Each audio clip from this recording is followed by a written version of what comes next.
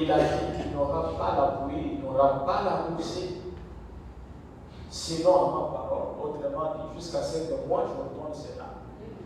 Pendant 3 ans et 6 mois. Et il dit, ainsi dit le Seigneur. Amen.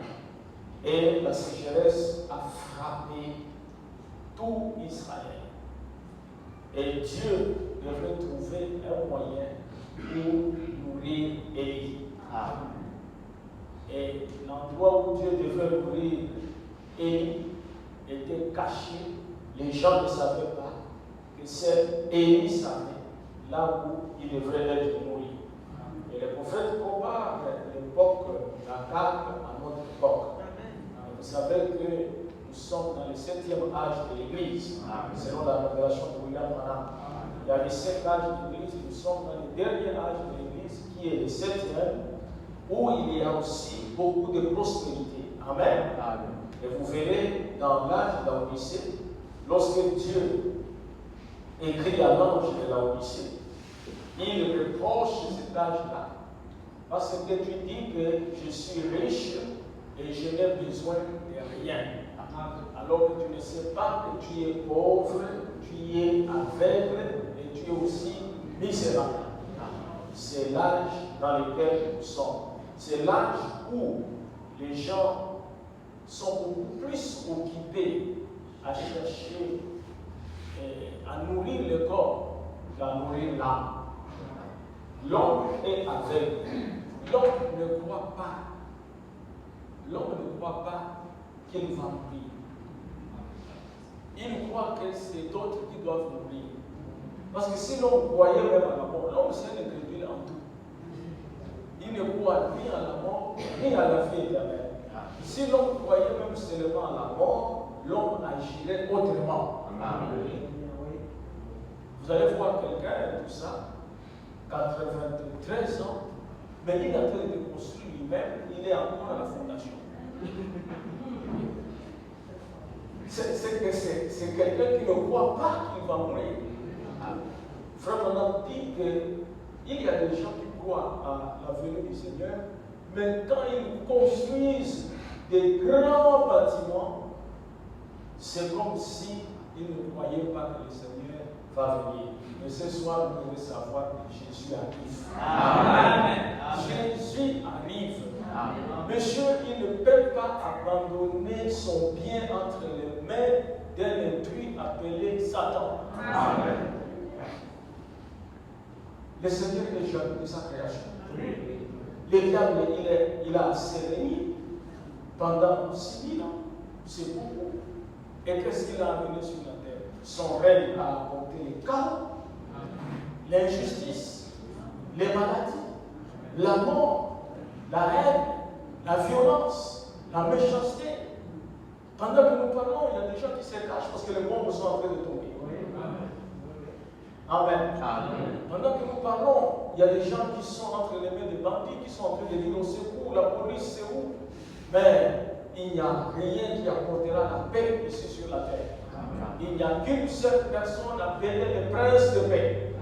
C'est Jésus-Christ. C'est celui que nous annonçons et nous vous disons que c'est imminent. Amen. Il va arriver bientôt. Amen. Le plan de la rédemption a été révélé par William Branham.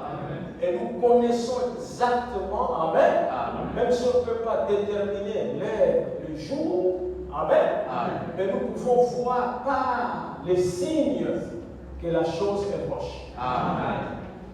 Il y a une sorte d'apostasie aujourd'hui, l'abandon de la vérité. Les gens n'aiment plus Dieu. Alors, pendant que Élie avait annoncé ce grand jugement,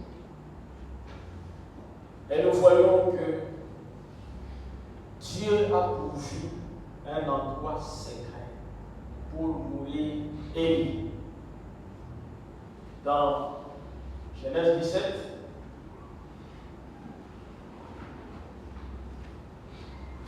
un roi 17 plutôt.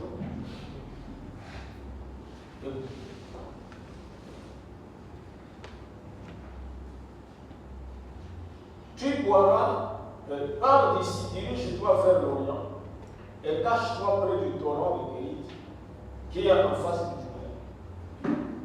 Tu boiras de l'eau du torrent, et j'ai ordonné au corbeau de te nourrir là. Frère, on n'en dit pas ailleurs, mais là, au torrent de Kérith. Et Dieu va envoyer le corbeau. Et le matin, le corbeau a apporté les pains et la viande. Et il mange. Amen. Amen.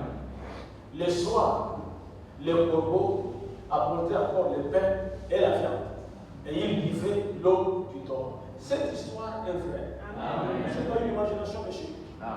Amen. Amen. Parce que les incrédules croient que ces choses ici ne sont pas vraies. Ces choses sont vraies. Amen. Les corbeaux peuvent être ordonnés par Dieu. C'est les serviteurs de Dieu. Amen. La question qui se poserait, où le corbeau prenait-il de la viande et des pains? Amen. Amen. Mais où était venue la manne qui était tombée dans le désert? Et Dieu qui a fait tomber la manne dans le désert, c'est le même Dieu, amen, amen, qui a envoyé le corbeau avec les pains et la viande. Au bout de quelques temps, le torrent a séché. Et Dieu vient, il part à lui. Quitte maintenant le torrent. Va à un autre endroit. Là, j'ai ordonné à une veuve de te nourrir. Le moment que nous traversons ici, c'est le moment du jugement. Le jugement est en train de planer sur la face du monde. Chers amis, le monde tremble. Les politiciens tremblent. Amen. Il n'y a plus de solution pour l'humanité. On ne peut pas nourrir les gens. Dans 30 ans et tout ça, on va atteindre près de 9 milliards. Et il n'y a plus assez d'emplois pour cultiver afin de nourrir les gens. Qu'est-ce que le monde va faire? Dieu a pourvu un emploi pour son peuple, son Église. Amen. Amen. Pour nourrir l'Église. Et souvenez-vous que spirituellement, il y a une grande sécheresse. Amen. Vous allez partout, vous n'allez plus écouter la parole. Amen. Les églises, sachant qu'il n'y a plus la parole, ils ont remplacé la parole par du théâtre. Quand vous allez voir, c'est vraiment un évangile théâtral. Ils ont pris la parole, ils ont emmené la musique dans l'église pour distraire les gens. Et c'est malheureux de voir que même dans le message, c'est une musique théâtrale comme le cinéma qui rend, tu vois les gens comme des tintins qui sont en train de danser, on dit que c'est le message. Et je pleure dans mon cœur. Le jugement doit tomber. Les gens sont en train de jouer avec les ustensiles saints. Ils sont en train d'agir comme Belshazzar pour boire dans la coupe sacrée. Et alors, une main est apparue. Béné, Tekel, Fazi. Le monde est compté. Il n'y a plus assez de temps. Le Dieu qui a détruit Sodome et Gomorrhe est encore vivant ce soir. Amen. C'est en son nom que je le dis ce soir. Amen. Pour avertir les ennemis de la semence royale d'Abraham. Amen. Que ces choses sont vraies. Amen. Peu importe le temps que cela passe, rassurez-vous que vous êtes scellés par le baptême du Saint-Esprit. Amen. Amen. La Bible dit, lorsque Lot a raconté ces choses à ses gendres, ses beaux-fils et autres, il prit cela comme étant de la révélée. Mais le fait est descendu. Amen. Il est le même hier, aujourd'hui et éternellement. Amen. Remarquez cette verbe ici. Dans le message Soyez certains de Dieu. Elle ne savait pas que Dieu l'avait ordonné de nourrir Élie. Elle n'a jamais entendu la voix. C'est moi le dernier de Dieu d'Israël.